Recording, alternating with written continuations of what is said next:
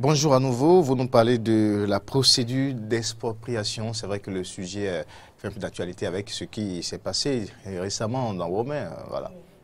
Alors, comment peut-on définir l'expropriation?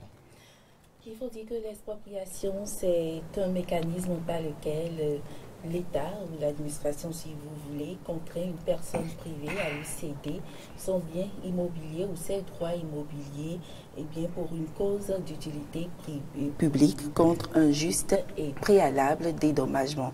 Donc il faut que deux conditions soient réunies avant qu'on ne parle d'expropriation. Il faut qu'il y ait une cause d'utilité publique et il faut un préalable et juste dédommagement. Et lorsqu'on parle de cause d'utilité publique, il s'agit d'un intérêt général, par exemple la construction d'une route, des écoles ou d'un aéroport, un peu comme ici à Godigbe, et autres intérêts général. Et la procédure, ça se passe comment en ce moment-là? Alors, la procédure, elle se déroule en deux phases, la phase administrative et la phase judiciaire. La phase administrative, il faut un arrêté préfectoral déclarant l'utilité publique. L'arrêté de cessibilité, donc, détermine les parcelles à exproprier ainsi que l'identité de leur propriétaire. Et cet arrêté constitue en réalité la base de l'expropriation et doit être transmis au juge de l'expropriation compétent. Cela débouche sur la phase judiciaire. Le juge de l'expropriation prononce par ordonnance et au profit de l'autorité expropriante l'expropriation des immeubles ou droits réels déclarés cessibles par arrêté préfectoral. Le droit de propriété est transféré à l'expropriant à la date de l'ordonnance. Et l'ordonnance d'expropriation éteint par elle-même tous les droits réels ou personnels existants sur les immeubles expropriés. Alors, la fixation de l'indemnité à défaut d'un accord à l'amiable entre les parties, le juge peut se saisir pour déterminer la fixation des indemnités. Il faut dire que les indemnités allouées doivent couvrir l'intégralité du préjudice direct et matériel et certain causé par l'expropriation. Mais là, est-ce que si j'ai un domaine, j'ai investi tel montant, est-ce que quand il y a expropriation, je suis sûr de retrouver intégralement, ou bien c'est juste un taux forfaitaire? Il faut dire, c'est ce que la loi, pour ce que la loi précise, il faut un juste dédommagement. Oui. D'accord.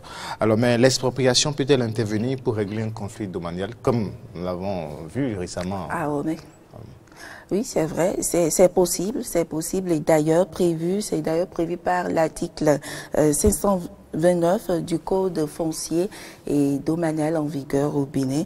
Je cite l'article: si l'exécution d'une ordonnance, d'un jugement ou d'un arrêt doit entraîner des démolitions massives d'habitations construites,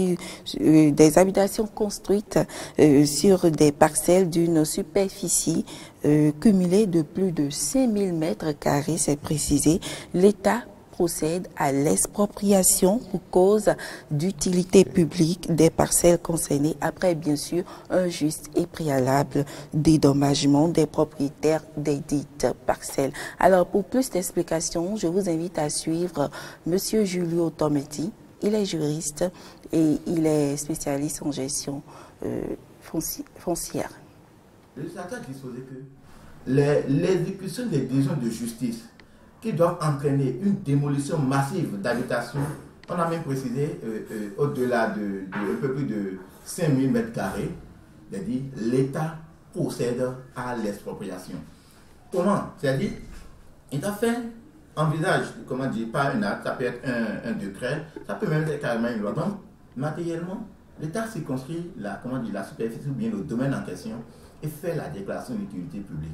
À partir de ce moment-là, plus aucun acte permanent ne peut plus être posé. En fait, c'est pour préserver, c'est pour protéger un peu les occupants de bonne foi.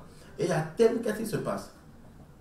L'État procède à l'expropriation, dédommage le présumé propriétaire maintenant fait avec comment dire, les occupants de bonne foi une sorte de contrat de location-vente. Ça veut dire quoi? En quelque sorte, du point de vue simple, l'État rachète, c'est-à-dire par la procédure d'expropriation, et revend d'une certaine manière, mais à des conditions très alléchantes, en tenant compte de ce qu'on a parlé de la valeur vénale, c'est-à-dire de la valeur de la parcelle nue.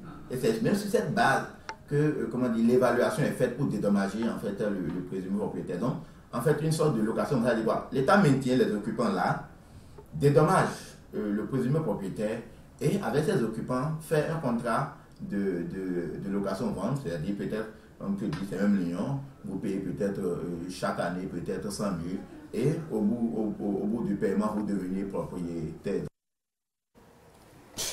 Horace Adjodi, merci. C'est donc la fin, la chronique justice. Oui. Mesdames, Messieurs, merci de nous avoir suivis et à mercredi prochain.